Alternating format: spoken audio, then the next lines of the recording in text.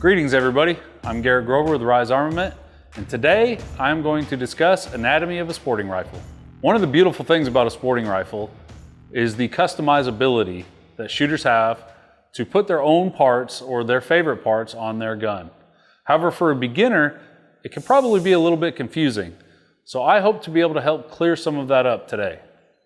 This end of the gun is known as the muzzle. The muzzle will normally have a device attached to the end known as a muzzle device. There are three primary types of muzzle devices. Those are flash hiders, compensators, and brakes. It's up to you to do some research and pick which one you think is going to best suit your purpose. Moving down the gun, the next part is the barrel, and this is where the magic happens. There is an almost unlimited assortment of barrels available on today's market, and I'm going to discuss all the different barrels and their applications in another video. Next is the handguard, also known as the forearm. This is where a shooter places his or her non-firing hand when operating the gun. Underneath the handguard, you will find the gas block. I will discuss what the gas block does in another video. Attached to the gas block is the gas tube, which runs all the way from the gas block into the upper receiver, and in a direct impingement gun is what allows the gun to cycle. Next down the line is the upper receiver.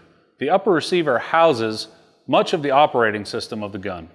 The upper receiver contains the charging handle, the forward assist, and the bolt carrier group, or BCG.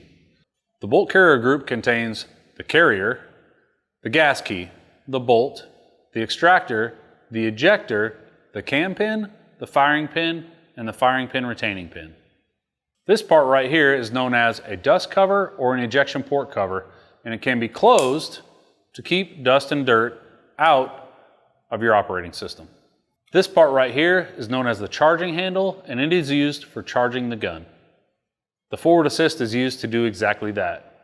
It assists the bolt carrier group to move forward when chambering around. Down here we have the lower receiver. The lower receiver contains the fire control group, or trigger, and the ammunition source. This portion of the gun right here is known as the magazine well, and that is where the magazine is inserted. Right here we have what I consider to be one of the most important parts of a gun, and that's the trigger. And the trigger is what activates the firing cycle. This part right here is called the dangle downer. Just kidding, it's called the grip. It's where you put your firing hand. And here we have one of the most important features of the gun, and that is the safety. The safety is generally operated with your firing hand thumb. And at the tail end of the gun, we have what is known as the buffer tube and the stock. The stock is typically placed in the shooter's shoulder. And there you have it, the anatomy of a sporting rifle. For more information on this topic and similar topics, please check out our website at www.risearmament.com. Also check us out on YouTube, Facebook, Instagram, and Twitter. Thanks.